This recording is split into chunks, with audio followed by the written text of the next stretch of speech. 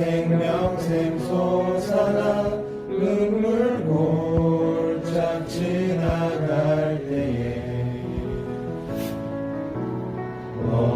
너잖아 열매 맺히고 웃음소리 넘쳐나리라. 꽃들도 구름도 바람도 바다도 찬양하라 찬양하라 예수를. 하늘을 울리며 노래해 나의 영혼아. 은혜 주 은혜 주 은혜 주. 그날에 하늘이 열리고 모든 이가 보게 되리라.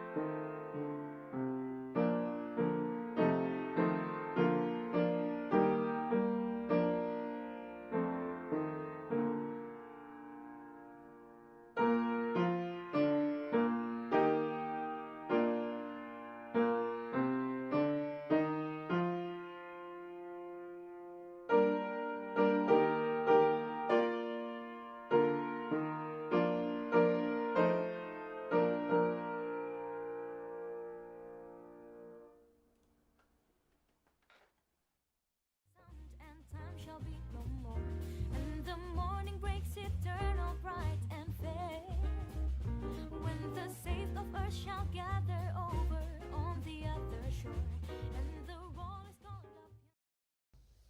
오늘 사사기 20장 1절에서 18절 말씀으로 함께 주의 은혜를 나누도록 하겠습니다.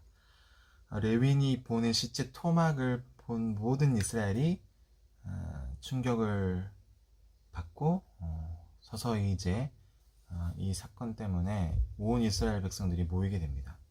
20장 1절 말씀에 보니까 이에 모든 이스라엘 자손이 단에서부터 브엘세바까지와 길라 땅에서 나와 그 회중이 일제히 미스바에서 여호와 앞에 모였다라고 말씀합니다.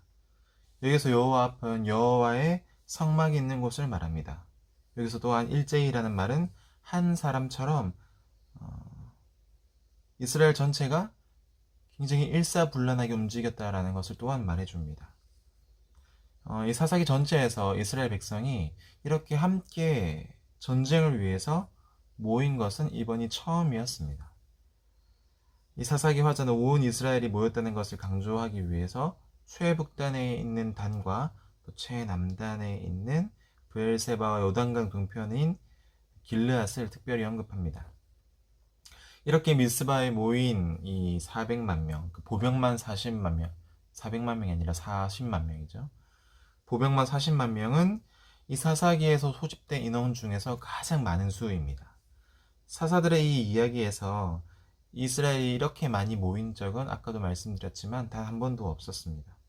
지금까지는 지파별로 싸움을 나서거나 옆에 있는 이웃 지파를 도와주는 정도로 그쳤던 것을 생각하면 이번 사건을 통해서 이렇게 모인 것은 아마 가장 최초의 사건이 아닐까 생각되고요.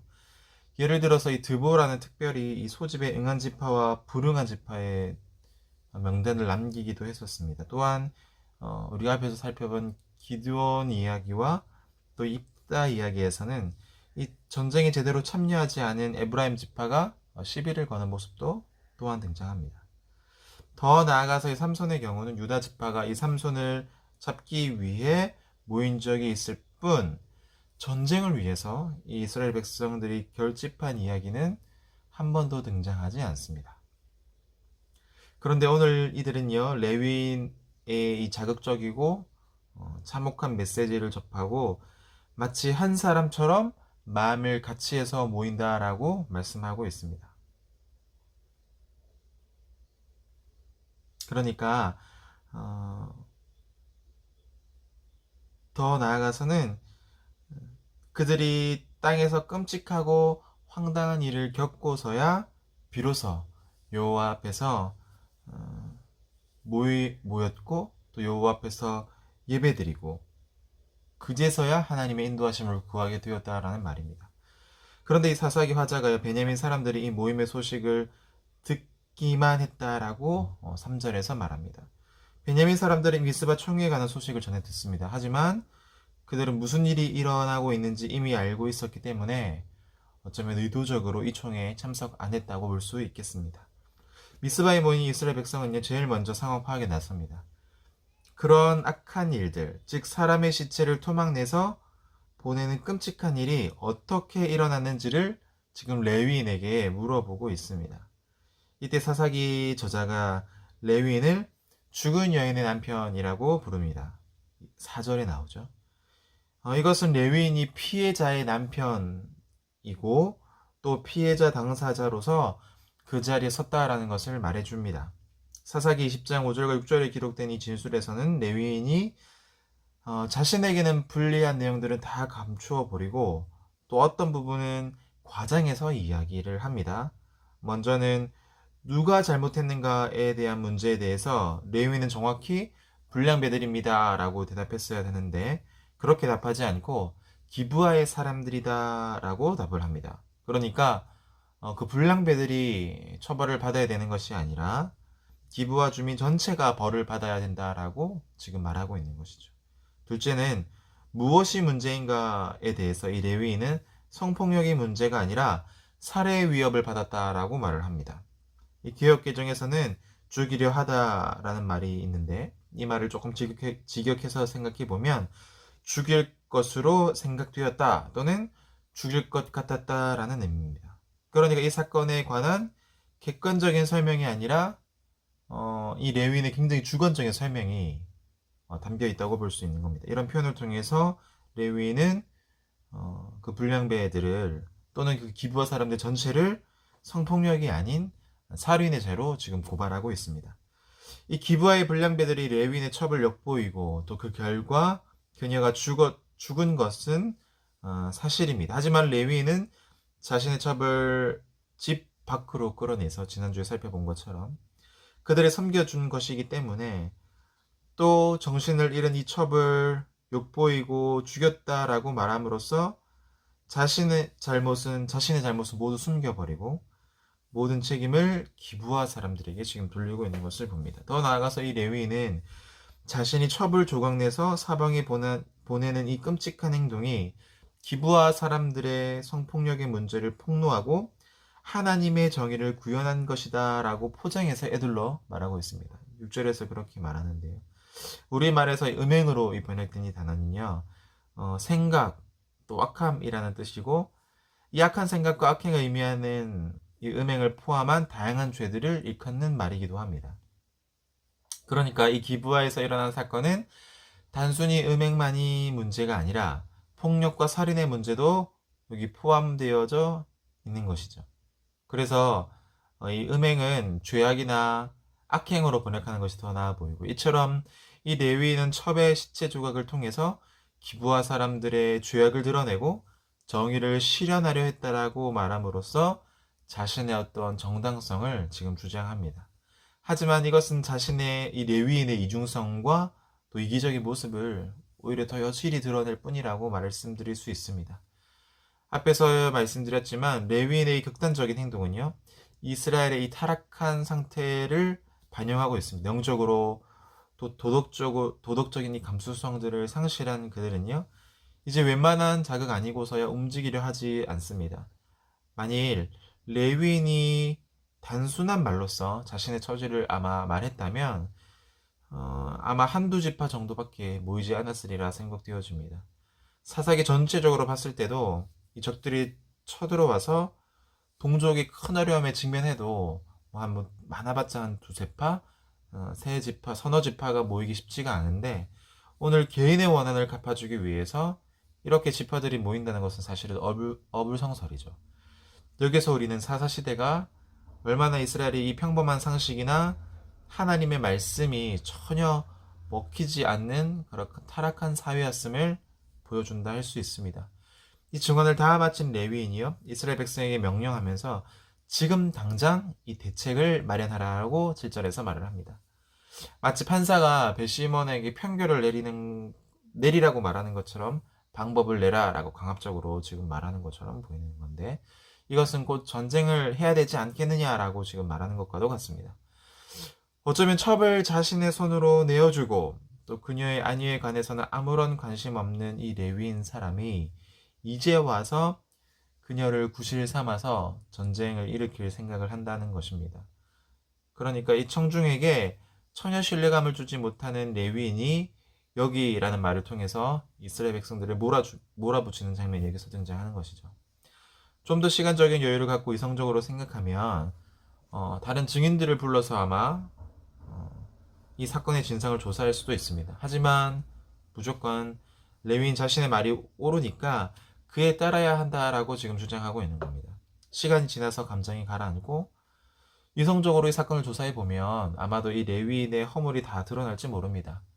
그래서 어쩌면 이 레위인은 상황이 불리하게 변하는 것을 막기 위해서 결경된 사람들의 이 감정을 10분 활용하는 것 같습니다.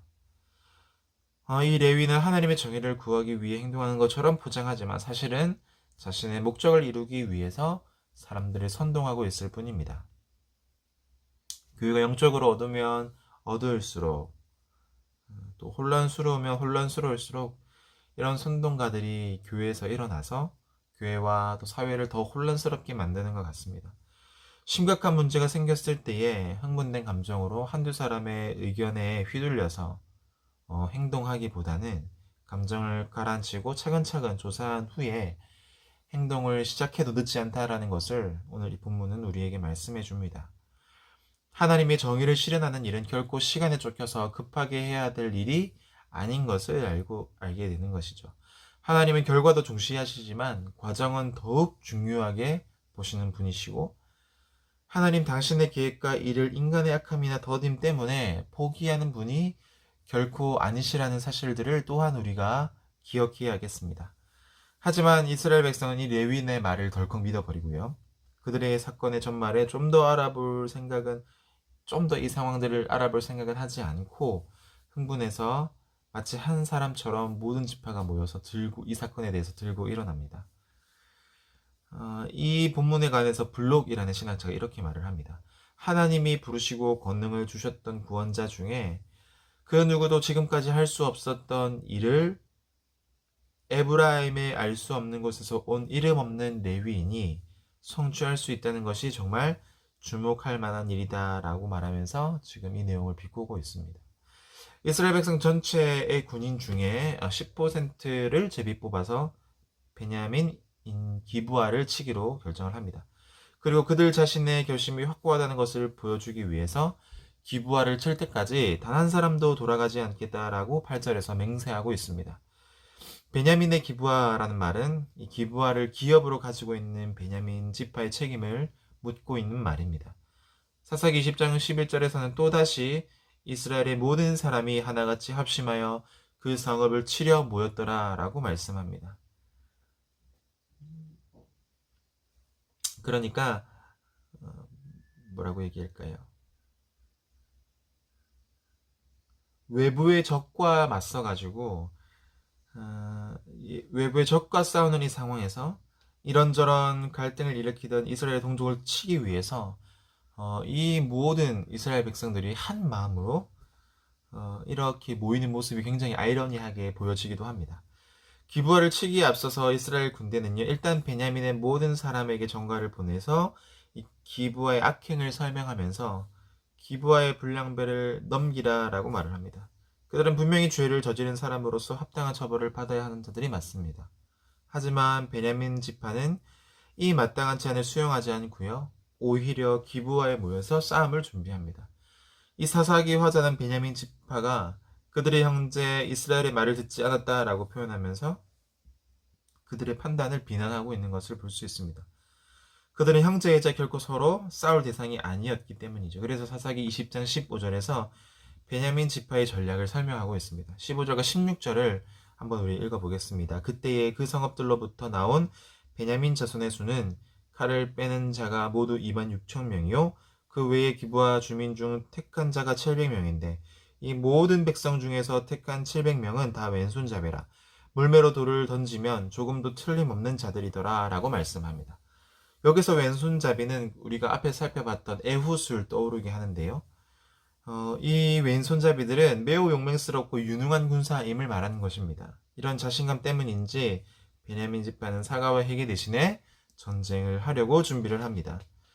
이것은 매우 어리석은 선택이고요. 그들의 기브아 사람들의 행동이 하나님 보시기에 선하고 악한지를 분별하지 않고 자기 지파 사람이라는 이유로 무조건 그들을 감싸는 형제인 온 이스라엘을 적으로 돌려버린 중대한 결정을 내리게 됩니다. 이 베냐민 지파의 이러한 선택은요, 이스라엘의 하나님의 공의가 사라졌음을 분명하게 또한 드러내주고 있다는 겁니다. 이 베냐민 지파의 적대 행위에 맞닥뜨린 나머지 이스라엘 백성은요, 이제 전쟁을 피할 수 없게 되었습니다. 그들의 숫자는 앞서 밝힌 대로 40만 명이나 되었고요. 신실하지도 않은 한 레위인의 개인적인 복수를 위해서 이스라엘 백성 수십만 명이 모여서 형제를 상대로 전쟁을 치르게 된 이 사건이 안타까움을 불러일으킵니다. 비록 우리가 오늘 말씀을 통해서 또한 생각해 보기는 우리 공동체에도 이런 한 사람의 문제 때문에 공동체가 와해되어지고 또 오해를 불러일으키고 공동체가 분열되어지는 일이 없어야 하겠습니다. 어려운 상황일수록 또 힘든 상황일수록 우리가 잘 이성적으로 판단하고 하나님 앞에 기도함으로 신중한 결단을 내려서 우리의 마음이 흩어지지 않도록 힘쓰고 애써야 하겠다라는 생각들을 해보면서 오늘 말씀을 마치도록 하겠습니다. 기도하겠습니다. 하나님 아버지, 오늘도 귀한 주의 말씀을 들려주시니 감사합니다.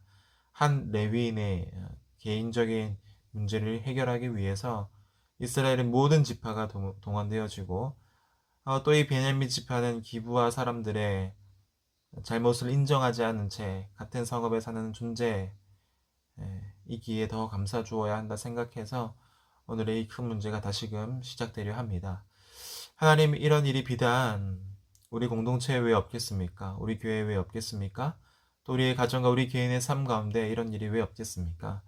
하나님께서 은혜 주셔서 이렇게 어렵고 힘든 일을 만날 때마다 늘 겸손하게 하나님 앞에 먼저 아뢰는 하나님의 신실한 종 되어줄 수 있도록 도와주시고, 하나님이 이런 일이 있을 때일수록 차분하게 하나님께 여쭙고 공동체가 함께 기도하며 신중한 결정들을, 또 이성적인 결단들을 내릴 수 있도록 좌로나 우로나 치우치지 않고 분열하는데 앞장서지 않고 우리의 마음이 갈라서는 그 일에 늘 조심하며 하나님께서 우리에게 맡겨주신 이 귀한 사명들을 하나씩 잘 이루어가는 우리 사랑하는 귀한 주의 청년들이 되어지게 하여 주시옵소서. 예수님의 이름으로 기도드립니다. 아멘. This morning when the dead in Christ shall rise, and the glory of his resurrection share, when his chosen ones shall gather to their home beyond the sky, and the